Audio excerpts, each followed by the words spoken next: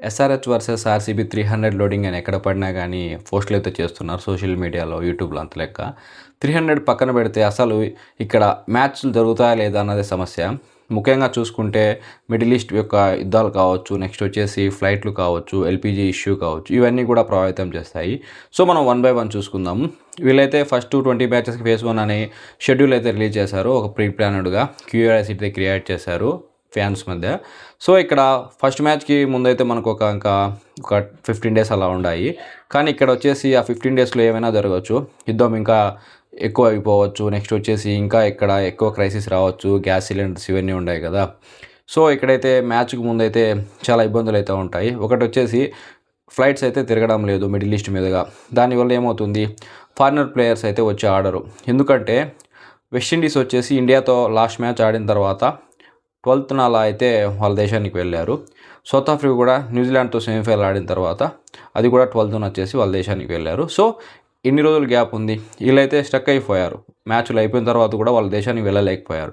So, అలాగే రేపు ఐపీఎల్‌కి అందరూ ఇక్కడికొస్తారు ప్లేయర్స్. ఎందుకంటే పెద్ద అమౌంట్ ఇచ్చే వాళ్ళనైతే అందరూ కొనుక్కున్నారు కదా! సో, వాళ్ళు కూడా అమౌంట్‌నైతే ఖచ్చితంగా పొందాలని వస్తారు. కానీ ఇక్కడ స్టక్ అయిపోతారనుకోండి. అప్పుడేంది పరిస్థితి? సో, చాలా వరకు ఫ్యామిలీ గురించి ఆలోచించే ప్లేయర్స్ ఎవరైనా ఉంటే రారు.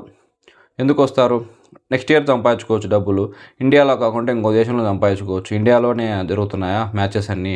ఇక్కడ ఐపీఎల్ లాగా ఎలాగో మిగతా దేశాల్లో ఉన్నాయి. యూఎస్ఏలో ఉంది, తర్వాత శ్రీలంకలో ఉంది, తర్వాత ఈవెన్ జింబాబ్వేలో కూడా టీ10లు జరుగుతాయి.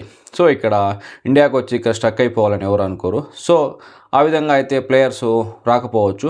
ఇంటర్నేషనల్ ప్లేయర్స్ రాకపోతే అంత మజా అయితే రాదు. ఇండియన్ ప్లేయర్లు మాత్రమే ఆడారనుకోండి, అదే మామూలుగా సయ్యద్ ముస్తాక్ అలీ ట్రోఫీ లాగానో, ఒక రంజీ ట్రోఫీ లాగానో, లేకుండా అంటే స్టేట్ వైజ్ జరుగుతాయి కదా! అలా అయితే ఉంటాయి. సో, అక్కడ పెద్ద ఇంట్రెస్ట్ అనేది క్రియేట్ కాదు. సో, ఈ విధంగా మనం చూసాం కదా! కోవిడ్ టైంలో ఇలాగే స్టేడియంలో మనుషులు లేకుండా ఇలా చేశారు కదా! సో, అలాగే అనిపిస్తుంది. ఓన్లీ టీవీలో చూసారు అప్పట్లో. సో, ఇట్లా జరిగిందనుకోండి, రెవెన్యూ జనరేట్ కాదు. ప్లస్ వచ్చేసి వాళ్ళు కూడా పోస్ట్‌పోన్ చేసే ఛాన్స్ అయితే ఉంటుంది. నెక్స్ట్ వచ్చేసి ఎల్‌పీజీ ఇష్యూ. డొమెస్టిక్ ఎల్‌పీజీ, తర్వాత వచ్చేసి కమర్షియల్ ఎల్‌పీజీ. డొమెస్టిక్ ఎల్‌పీజీ వచ్చేసి హోటళ్ళు వాటిల్లో వాడితే కేసులు ఇవన్నీ తీస్తారు కదా! సో, అదైతే ఇప్పుడు ఇంకా స్ట్రిక్ట్‌గా ఉంది. ఇంకోటేంటంటే ఎల్‌పీజీ ఇంత క్రైసిస్‌లో ఉండడానికి కారణం మిడిల్ ఈస్ట్ నుంచి అయితే రాకపోకలు ఆగిపోయాయి కదా! నౌకలు అవన్నీ. సో, వాటి వల్ల అయితే ఇంత క్రైసిస్ వచ్చింది. ఇక్కడ ఎల్‌పీజీ ఇష్యూ వల్ల ఏమైద్ది, ఐపీఎల్ అయిపోద్దని కూడా మీరు అనుకోవచ్చు. కానీ ఇక్కడ హోటల్స్, రెస్టారెంట్లు అన్నీ వచ్చేసి యూజ్ చేసేది ఇవే కదా! భోజనానికి కానీ, ఏ దానికైనా తయారు చేయడానికి. సో, మ్యాచ్‌లు జరిగే స్టేడియం దగ్గరికి వచ్చేసి లక్షల్లో కానీ, వేలల్లో కానీ మనుషులొస్తారు. వాళ్ళందరికీ వచ్చేసి ఫుడ్ ఎలా వస్తుంది? వాళ్ళందరూ ఏమి అక్కడి నుంచి క్యారియర్ తెచ్చుకోరు కదా ఇండ్ల దగ్గర నుంచి. సో, ఫారినర్స్ కూడా వస్తారు. సో, వీళ్ళందరికీ చాలా ఇబ్బంది ఉంటుంది. సో, అప్పుడు కూడా వచ్చేసి రెవెన్యూ తగ్గుతుంది. స్టేడియానికి రావడం కూడా మనుషులు ఇష్టపడరు. సో, ఇక్కడ సెకండ్ పాయింట్ అక్కడ కూడా వచ్చేసి ఐపీఎల్ అంత ఇన్కమ్‌ని అయితే జనరేట్ చేయదు. నెక్స్ట్ ఇంకా మూడో పాయింట్ వచ్చేసి ఒకవేళ ఖచ్చితంగా ఐపీఎల్ జరపాలి అంటే మన బీసీసీఐకి ఒకటే ఒక ఛాన్స్ ఉంటుంది. అదేంటంటే ఇక్కడి నుంచి ఐపీఎల్‌ని వేరే దేశానికి షిఫ్ట్ చేయడము. ఇంతకుముందు చూసినాం.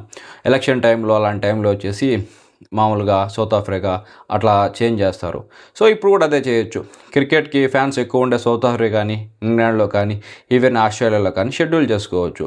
సో, అక్కడైతే ఎటువంటి ఇబ్బంది ఉండదు. కాకపోతే అప్పుడు ఏం చేయాలి? మన ఇండియన్ ప్లేయర్స్ ఉంటారు కదా! వీళ్ళనందరిని అక్కడికి తరలించాలి ఎక్కువ సంఖ్యలో. ఇదైతే జరిగేలాగే ఉంది. ఎందుకంటే అక్కడి నుంచి వచ్చే ఫారినర్స్ అందరిని ఇబ్బంది పెట్టే కంటే మన ఇండియన్ ప్లేయర్స్ మాత్రం అక్కడికెళ్ళేసి మంచిగా ఆడుకోవచ్చు. ఇబ్బంది ఏమి ఉండదు. కాకపోతే కొంచెం ఖర్చు అవుతుంది. ఎందుకంటే అక్కడ కొంచెం ఎక్స్‌పెన్సివ్ ఉంటుంది. స్టేడియాలకి కొన్నిటికి చెల్లించాల్సి ఉంటుంది. సో, ఇక్కడ ఓన్లీ ఎక్స్‌పెన్సివ్ అనే మాట తప్పితే టోర్నమెంట్ అయితే బాగా జరుగుతుంది. ఎందుకంటే ఎటువంటి ఇబ్బందులు ఉండవు. ఇక్కడ ఇండియాలో మాదిరి ఎల్‌పీజీ ఇష్యూలు కానీ, లేదంటే ఫ్లైట్‌ల ఇష్యూ కానీ అవేమి ఉండవు. సో, ఇక్కడ వేరే దేశంలో జరిగేదానికి ఛాన్స్ అయితే ఎక్కువ ఉంది. ఎవరు చెప్పడం లేదు. ఎందుకంటే ఆ రోజుటి వరకు ఏం జరుగుతుందో ఎవరికీ తెలీదు. నేనైతే ఇలా అంచనా వేసుకున్నాను. ఎందుకంటే ఇండియన్ టీమ్ ఆల్రెడీ ఇట్లాంటివి అయితే చేసింది. కోవిడ్ టైంలో కూడా దుబాయ్‌లో అయితే మ్యాచెస్ జరిపించారు. సో, ఇక్కడ ఇండియన్ టీమ్‌కి మనీ ఎక్కువగా ఉంది. సో, వాళ్ళైతే ఏదైనా చేయగలుగుతారు. ఏదైనా జరిగేదానికి ఛాన్స్ కూడా ఉంది. ఆగిపోయేదానికి కూడా ఛాన్స్ ఉంది. ఎందుకంటే మ్యాచ్‌లు అనేటివి మళ్ళీ జరుపుకోవచ్చు. సో, ఇక్కడ ఏదన్నా జరిగినప్పుడు ఇబ్బంది అయిందనుకోండి ప్లేయర్స్ కానీ ఎవరికైనా. సో, ఇక్కడైతే అది లైఫ్ లాంగ్ అయితే ఉంటుంది. ఇక్కడ మ్యాచ్‌ల కంటే కూడా ప్రాణాలు ముఖ్యం కదా! లేకుంటే మొత్తం ఈ ఐపీఎల్ సీజన్‌నే పోస్ట్‌పోన్ చేసి ఇంకొక విండోలో ఎప్పుడైనా అక్టోబర్ కానీ అలాంటి టైంలో పెట్టుకునే ఛాన్స్ ఉంది. ఇదివరకు ఇలా కూడా చేశారు. సో, అది కూడా ఒక ఆప్షను. ఎందుకంటే ఇటువంటి క్రైసిస్‌లో మ్యాచ్‌లు పెట్టుకొని నష్టం వచ్చిందనుకోండి ఇబ్బంది కదా! ఐపీఎల్ అంటే ఎందుకోసం ఆడతారు? ఓన్లీ డబ్బుల కోసమే. సో, డబ్బులను ఇటువంటి క్రైసిస్‌లో సంపాదించడం కష్టంగానే ఉంటుంది. సో, మొత్తం ఈ విండోనే క్లోజ్ చేసుకొని నెక్స్ట్ అక్టోబర్‌లో గానీ, సెప్టెంబర్‌లో గానీ ఒక ఫ్రెష్ విండో క్రియేట్ చేసుకొని అక్కడ ఆడారనుకోండి ఖచ్చితంగా సక్సెస్ అవుతుంది. ఈవెన్ ఆ టైంలో వేరే కంట్రీస్‌కి లీగ్ మ్యాచ్‌లు కానీ లేకుండా అంటే ఇంటర్నేషనల్ మ్యాచ్‌లు ఉన్నా కానీ వాళ్ళైతే రావడానికైతే మొగ్గు చూపుతారు. ఎందుకంటే ఇక్కడ అంత మనీ ఇస్తారు కాబట్టి. సో, నో ప్రాబ్లమ్ ఇక్కడ. ఇప్పుడు పోస్ట్‌పోన్ అయినా కానీ ఐపీఎల్ అయితే ఎప్పుడు ఆడినా కానీ సక్సెస్ అవుతుంది. సో, ఈ ఐపీఎల్ పోస్ట్‌పోన్ మీదైతే ఇదొక చిన్న వీడియో. ఏమనుకుంటున్నారో కామెంట్ చేయండి. Thanks for watching this video.